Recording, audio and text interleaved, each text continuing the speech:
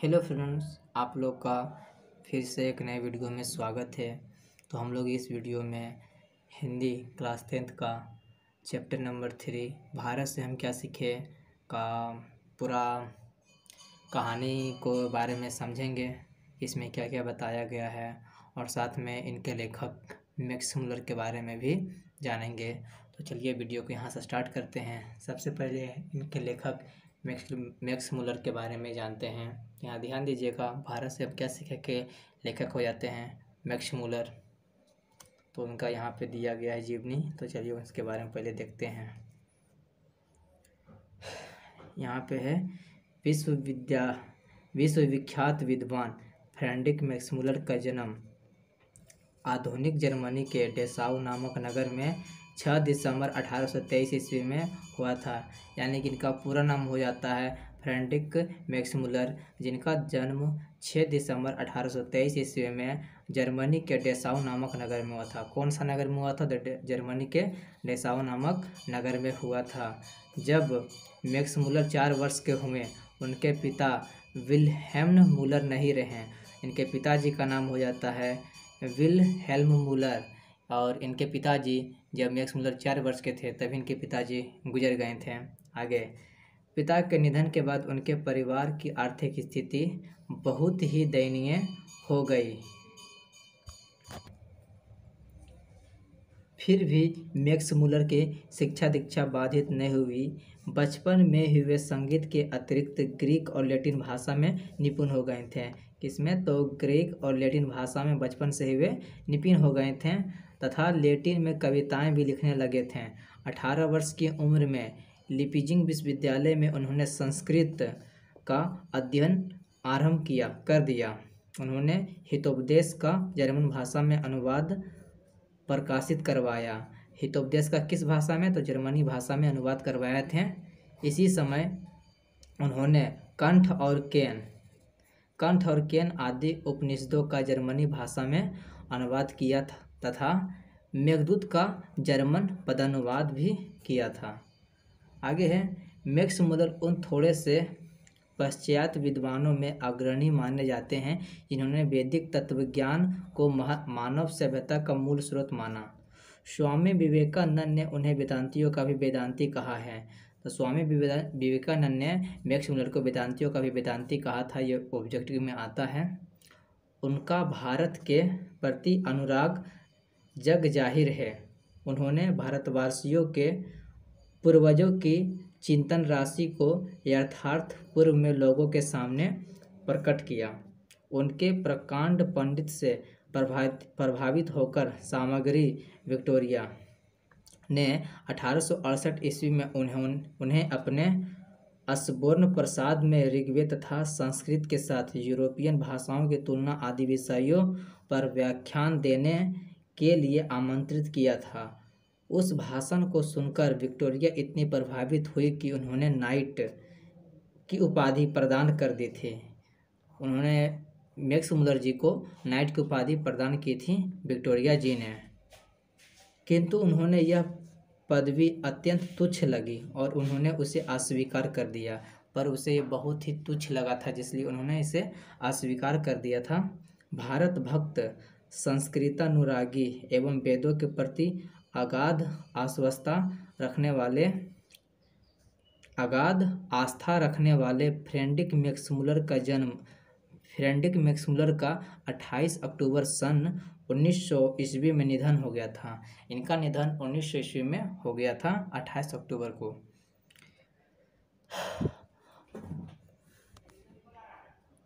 आगे है, प्रस्तुत आलेख वस्तुतः भारतीय सिविल सेवा हेतु चयनित युवा अंग्रेज अधिकारियों के आगमन के अवसर पर संबोधित भाषण की श्रृंखला की एक कड़ी है। प्रथम भाषण का यह अविकलन रूप से संक्षिप्त एवं संपादित अंश है, जिसका भाषांतरण डॉक्टर भवानी शंकर त्रिवेदी ने किया। इसका भाषांतरण किसने किया था? डॉक्टर भवानी शंकर त्रिवेदी ने किए थे।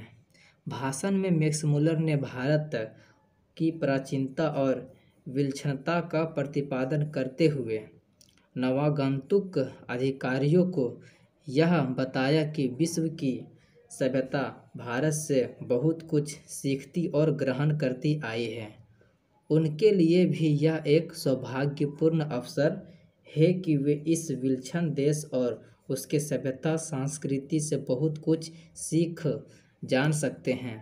यह भाषण आज भी उतनी ही प्रासंगिक है, बल्कि स्वदेशाभिमान के विलोपन के इस दौर में इस भाषण की विशेष सार्थकता है।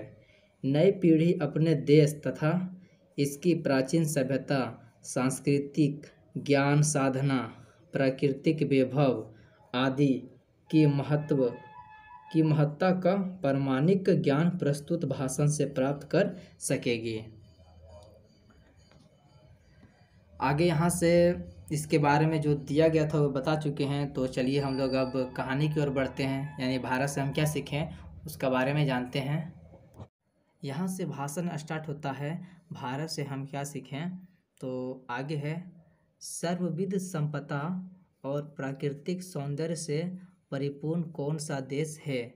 यदि आप मुझे इस भूमंडल का अवलोकन करने के लिए कहें तो मैं बताऊंगा कि वह देश है भारत। भारत जहाँ भूतल पर ही स्वर्ग की छटा निखर रही है।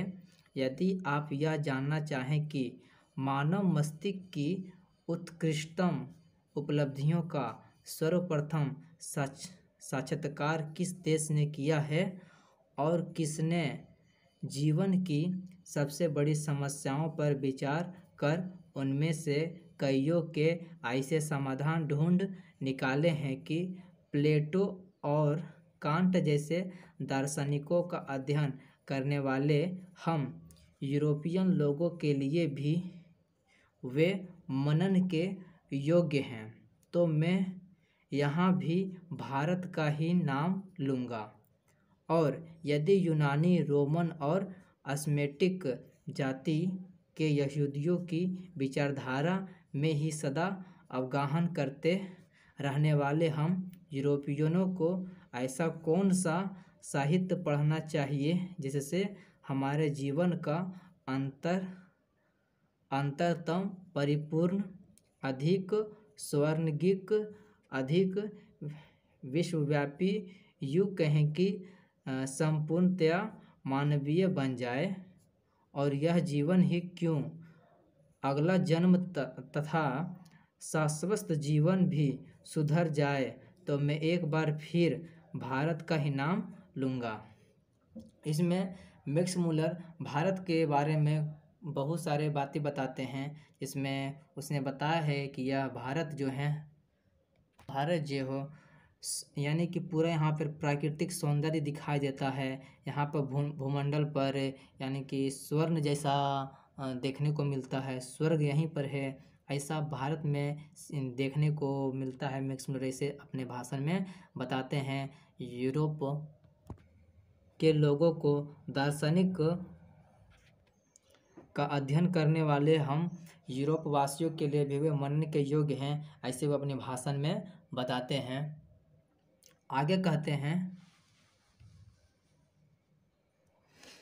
जो लोग आजकल के भारत में घूमकर आए हैं उन लोगों को अधिकतर भारत के कलकत्ता, मुंबई, मद्रास या ऐसे दूसरे शहरों की ही याद है, जबकि मेरा अधिकतर ध्यान सच्चे अर्थों में भारत के नागरिक ग्रामवासियों की ओर ही रहा है, क्योंकि सच्चे भारत के दर्शन वही हो सकते हैं। तो यहाँ पे मैक्स मुलर जी बताते हैं कि आजकल कोई भी घूमने जाता है तो वे कलकत्ता जाता है, मद्रास जाता है, बम्बई जाता है, इधर उधर जाता है, यही सब उन्हें याद रहते हैं। लेकिन मैक्स मुलर जी ने यह सब नहीं, बल्कि उन्होंने अधिकतर सच्चे भारत को नागरिक और ग्रामवासियों में देखा है, क्योंकि उन्हें ऐसा लगता है कि वहाँ सच्चे भारत के दर्शन रहते हैं। तो इसीलिए उन्होंने कहे हैं सच्चे भारत के दर्शन वही हो सकते हैं। वहीं यानी कहाँ, तो नागरिक ग्रामवासियों में ही सच्चे भारत का दर्शन हो सकता है। आगे है, 2-3 हजार वर्ष पुराना है क्यों, आज का भारत भी ऐसे अनेक समस्याओं से भरपूर है, जिनका समाधान 19वीं सदी के हम यूरोपियन लोगों के लिए भी उतना ही वांछनीय है। केवल हमारे पास उस भारत को पहचान सकने वाली दृष्टि की आवश्यकता है। यदि आपकी अभिरुचि की पेट किसी विशेष क्षेत्र में है, तो उसके विकास और पोषण के लिए आपको भारत में पर्याप्त अवसर मिलेगा। यदि आपने उन बड़ी बड़ी समस्याओं में रुचि ली हो जिनके बारे में अपने यहाँ के श्रेष्ठतम विचारक किया करते हैं, तो आपको अपने भारत प्रवास को ज्ञान विज्ञान के क्षेत्र में निर्वासन समझ लेने की कोई आवश्यकता नहीं। यदि आप भूविज्ञान में रुचि रखते हैं, तो हिमालय से श्रीलंका तक का विशाल भूप्रदेश आपकी प्रतीक्षा कर रहा है। जो लोग भी भूविज्ञान में अभी यानी कि रुचि रखते हैं, उनके लिए कहाँ से हिमालय से लेकर श्रीलंका तक भूप्रदेश यानी कि यहाँ पे जितना प्रदेश है, भूपट्टी का प्रदेश है, वो आप उनका इंतजार कर रहा है। आप लोग यहाँ पे भूविज्ञान के बारे में अधिक से अधिक जान सकते हैं।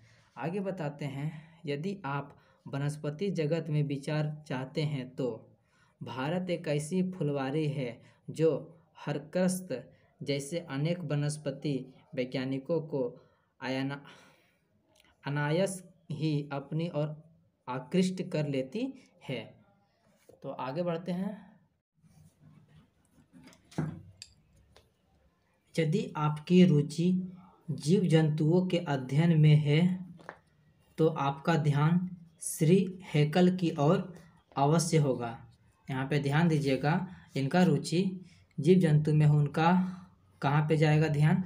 तो श्री हैकल में। ठीक है, आगे, जो इन दिनों भारत के कंतारों की छानबीन के साथ ही भारतीय समुद्र तट से मोती भी बीन रहे हैं। भारत का यह निवास काल उनके जीवन के सबसे सुनहले सपनों की साकारता जैसा है। यदि आप निर्वंश विद्या में भी रुचि रखते हैं, तो भारत आपको एक जीता जागता संग्रहालय ही लगेगा। यहाँ पे ध्यान दीजिएगा, जिनको निर्वंश विद्या में मन लगता है, उन्हें क्या लगता है? तो जीता जागता हुआ संग्रहालय लगता है। ये सब आप लोग को ऑब्जेक्टिव में पूछ सकता है। यदि आप पुरातत्व प्रेमी हैं और यदि आप में यहाँ रहते हुए पुरातत्व के उत्खनन के द्वारा एक प्राचीन चाकू या चकमक या किसी प्राणी का कोई भाग ढूंढ निकालने के आनंद का अनुभव किया हो, तो आपको जनरल कनिंघम की भारतीय पुरातत्व सर्वेक्षण की वार्षिक रिपोर्ट पढ़ लेनी चाहिए और तब भारत के बौद्ध सम्राटों के द्वारा निर्मित नालंदा जैसे विश्वविद्यालयों अथवा विहारों के ध्वंसावशेषों को खोद निकालने के लिए आपका फावड़ा आतुर हो उठेगा। आगे है, यदि आपके मन में पुराने सिक्कों के लिए लगाव है, तो भारत भूमि में ईरानी, केरियन, थ्रेसियन, पार्थिव, यूनानी, मैकेडियन, संको, रोमन और मुस्लिम शासकों के सिक्के प्रचुर परिमाण में उपलब्ध होंगे। यानी आपको सिक्का यानी खोजने में दिलचस्पी है, तो यहाँ पे बहुत से शासक का सिक्का मिल जाएगा अगर आपको इसमें दिलचस्पी है तब। जब वारेन हेस्टिंग्स भारत का गवर्नर जनरल था, तो वाराणसी के पास उसे 172 दारिश नामक सोने के सिक्के से भरा एक घड़ा मिला था। यहाँ क्वेश्चन पूछेगा कि वारेन हेस्टिंग्स को यानी कि कितना दार्शिक नामक सोने का सिक्का मिला था? तो 172। ध्यान दीजिएगा, 172 दारिश नामक सोने के सिक्के से भरा एक घड़ा मिला था। ठीक है, एक घड़ा मिला था। वारेन हेस्टिंग्स ने अपने मालिक ईस्ट इंडिया कंपनी के निर्देश मंडल की सेवा में सोने के सिक्के यह समझकर भिजवा दिए कि यह एक ऐसा उपहार होगा जिसकी गणना उसके द्वारा प्रेषित सर्वोत्तम दुर्लभ वस्तुओं में की जाएगी और इस प्रकार वह स्वयं को अपने मालिकों की दृष्टि में एक महान उदार व्यक्ति प्रमाणित कर देगा। किंतु उन दुर्लभ प्राचीन स्वर्ण मुद्राओं की यही नियति थी कि कंपनी के निर्देश उनका ऐतिहासिक महत्व समझ ही ना पाए और उन्होंने उन मुद्राओं को गला डाला। जब वारेन हेस्टिंग्स इंग्लैंड लौटा तो वे स्वर्ण मुद्राएं नष्ट हो चुकी थी। अब यह आप लोगों पर निर्भर करता है कि आप ऐसी दुर्भाग्यपूर्ण घटनाएं भविष्य में कभी ना होने देंगे। यानी कि जब उन्हें यह सिक्का मिला था वारेन हेस्टिंग्स को, तो उन्होंने ईस्ट इंडिया कंपनी को भेज दिया था। वे सोचे थे इन्हें संभाल कर रखेंगे, लेकिन ईस्ट इंडियन कंपनी वाले ने इन्हें गला पिघला कर दूसरे चीज़ बना दिए थे, दूसरे आभूषण बना डाले थे। तो यही पर यह बताना चाहते हैं कि आप लोगों को अगर ऐसा मिलता है तो आप लोग ऐसा गलती भविष्य में ना करेंगे। आगे है देवत विज्ञान पर भारत के प्राचीन वैदिक देवत विज्ञान के कारण जो नया प्रकाश पड़ा है, उसके फलस्वरूप संपूर्ण देवत विज्ञान को नया स्वरूप प्राप्त हो गया है। किंतु बावजूद इसके कि सच्चे देवत विज्ञान की एक आधारशिला रखी जा चुकी है, इस विज्ञान की व्यापक रूपरेखाएं अभिनिर्मित होनी है और यह कार्य जितने सही ढंग से भारत में हो सकता है, अन्यत्र कहीं नहीं। नीति कथाओं के अध्ययन क्षेत्र में भी भारत के कारण नवजीवन का संचार हो चुका है, क्योंकि भारत के कारण ही समय समय पर नानाविध साधनों और मार्गों के द्वारा अनेक नीति कथाएं पूर्व से पश्चिम की ओर आती रही है। हमारे यहाँ प्रचलित कहावतों और दंत कथाओं का प्रमुख स्रोत अब बौद्ध धर्म को माना जाने लगा है, किंतु यहाँ भी अनेक समस्याएं ऐसी है जो अपने समाधान की प्रतीक्षा कर रही है। उदाहरण के लिए शेर का खाल में गधा की कहावत को ही ले लीजिए। यह कहावत सबसे पहले यूनान के प्रसिद्ध एवं प्राचीनतम दार्शनिक प्लेटो के क्रिटल्स में मिलती है। तो क्या यह कहावत पूर्व से उधार ली गई थी? और इसी प्रकार हम न्योले या चूहे से संबंध उस नीति कथा को भी ले सकते हैं जिसे एफ्रोडाइट ने एक सुंदरी के रूप में परिवर्तित कर दिया था, किंतु जो एक चूहे को देखते ही तत्काल उसकी ओर आकृष्ट हो गई थी। यह भी संस्कृत की एक कथा से सर्वांश में मिलती जुलती एक कहानी है, किंतु प्रश्न यह उपस्थित होता है कि यह कहानी यूनान में कैसे पहुंची और वहां ईसा पूर्व 4वीं सदी में ही अस्ट्रिट्स की कहानियों में स्थान कैसे पा गई। इस क्षेत्र में भी अभी बहुत काम करना होगा। हमें इसे भी और अधिक पर्यटन युग में प्रवेश करना होगा। वहाँ भी भारत तथा पश्चिम की अनेक दंत कथाओं में आश्चर्यजनक अनुरूपताएं मिलेगी। यद्यपि अभी यह निश्चित रूप से नहीं कहा जा सकता कि ये दंत कथाएं पूर्व से पश्चिम को अथवा पश्चिम से पूरब को गई, तथापि यह असंदिग्ध रूप से प्रमाणित हो चुका है कि सोलोमन के समय में ही भारत, सीरिया और फिलिस्तीन के मध्य आवागमन के साधन सुलभ हो चुके थे। यानी कि उन्होंने कहा कि इससे यह प्रमाणित हो गया है कि प्रमाणित किससे, असंगत रूप से यह प्रमाणित हो चुका है कि सोलोमन के समय में, किसके समय में, तो सोलोमन के समय में ही भारत, सीरिया और फिलिस्तीन के मध्य आगमन यानी कि जाने आने का साधन हो चुके थे। कुछ संस्कृत शब्दों के आधार पर मैं इस निष्कर्ष पर पहुंचा हूं कि हाथी दांत, बंदर, मोर और चंदन आदि जिन वस्तुओं को ओफिर से निर्यात की बात बाइबल में कही गई है वे वस्तुएं भारत के सिवा किसी अन्य देश से नहीं लाई जा सकते। यानी कि यहाँ पे हाथी का दांत हो गया, बंदर हो गए, मोर हो गए और चंदन जैसी लकड़ी हो गई, इनके आने में कि ओफिर यानी कि इसके निर्यात की बात कहाँ कही गई थी? बाइबल में। बाइबल में कही गई थी। यानी कि बाइबल तो बहुत पहले लिखा गया है, तो वे वस्तुएं भारत के सिवा और अन्य देश से निर्यात नहीं हो सकती थी। और यह मान लेने का भी कोई कारण नहीं प्रतीत होता कि भारत तथा फारस की खाड़ी और लाल सागर व भूमध्य सागर के बीच व्यापारिक संबंध कभी बिल्कुल ठप हो गया था।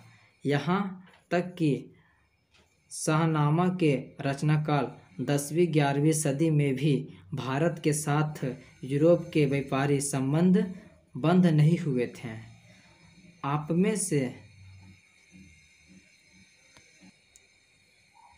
कईयों ने भाषाओं का ही नहीं भाषा विज्ञान का भी अध्ययन किया होगा, तो आपको क्या भारत से बढ़कर दूसरा कोई देश दिखाई देता है जहाँ केवल शब्दों का ही नहीं बल्कि व्याकरणात्मक तत्वों के विकास और क्षय से संबंध भाषा वैज्ञानिक समस्याओं के अध्ययन का महत्वपूर्ण अवसर प्राप्त हो सके?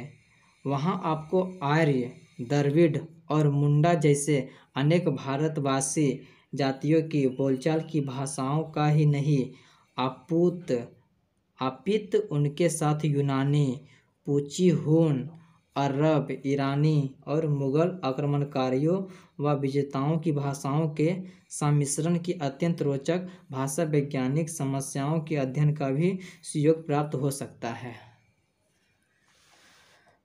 यदि आप विधि शास्त्र या कानून के विद्यार्थी हैं तो आपके विधि संहिता के एक ऐसे इतिहास की जांच पड़ताल का अवसर मिलेगा जो यूनान, रोम या जर्मनी के ज्ञात विधिशास्त्रों के इतिहास से सर्वथा भिन्न होते हुए भी इनके साथ समानताओं और विभिन्नताओं के कारण विधिशास्त्र के किसी भी विद्यार्थी के लिए उपयोगी सिद्ध हो सकता है।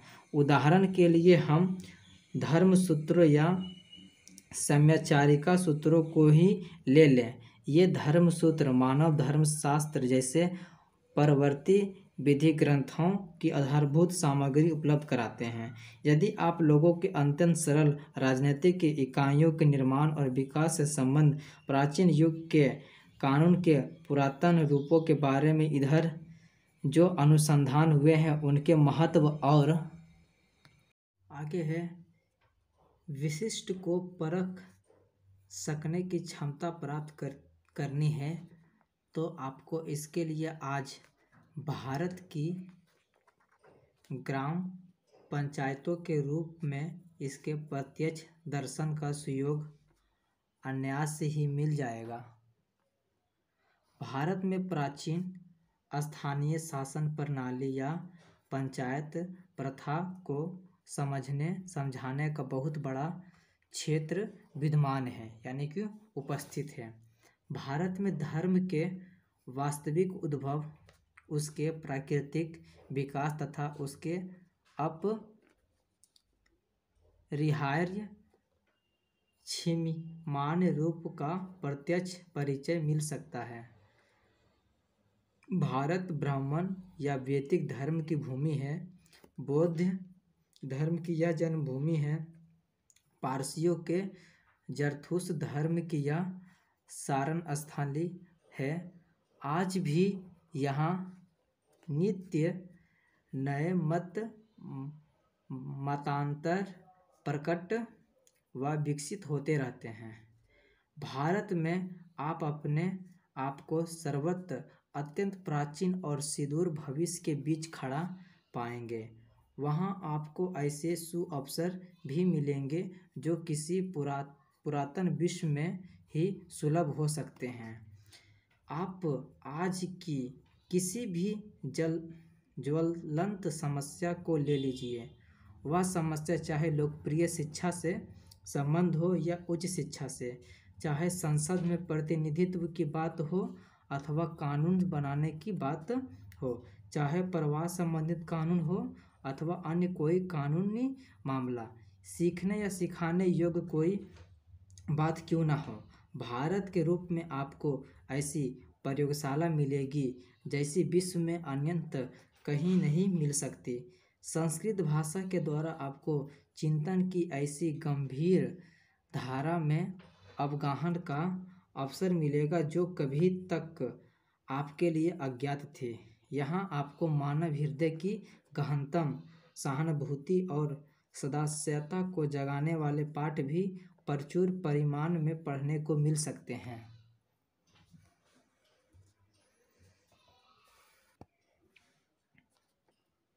मानव मस्तिष्क के इतिहास के उन अध्ययन में, या यूँ कहें कि हमारे अपने स्वरूप के अध्ययन में, अपने सच्चे आत्मरूप की पहचान में, भारत का स्थान किसी भी देश के बाद दूसरे नंबर पर नहीं रखा जा सकता। मानव मस्तिष्क के चाहे किसी भी क्षेत्र को आप अपने विशिष्ट अध्ययन का विषय क्यों न बना लें, चाहे वह भाषा का क्षेत्र हो या धर्म का, देवता विज्ञान का हो या दर्शन का, चाहे विधि शास्त्र या कानून का हो, अथवा रीति रिवाजों पर परंपराओं का, प्राचीन कला या शिल्प का हो, अथवा पुरातन विज्ञान का, इनमें से प्रत्येक क्षेत्र में विचरण करने के लिए भले ही आप चाहे या ना चाहें, आपको भारत की शरण लेनी ही होगी, क्योंकि मानव इतिहास से संबंध अत्यंत बहुमूल्य और अत्यंत उपादेय प्रामाणिक सामग्री का एक बहुत बड़ा भाग भारत और केवल भारत में ही संचित है। यदि आप भारत के इतिहास के किसी एक अध्ययन का भी सामयिक अध्ययन, व्याख्या, विवेचन कर ले तो आप पाएंगे कि हमारे स्कूल और कॉलेजों में पढ़ाए जाने वाले इतिहासों के सब अध्ययन मिलकर एक क्षण के लिए भी उसकी बराबरी नहीं कर सकते। मैं अभी आज के भारतीय साहित्य की चर्चा करना नहीं चाहूँगा, किंतु भारत की उस अत्यधिक प्राचीन भाषा की चर्चा करूँगा जिसका नाम है संस्कृत। इसमें प्राचीन भाषा संस्कृत के जिक्र किया गया है। अब आप पूछेंगे कि संस्कृत में ऐसी क्या बात है जिसके कारण हम उस पर इतना ध्यान दें, तथा ऐतिहासिक दृष्टिकोण से संस्कृत सर्वातिशानी क्यों है।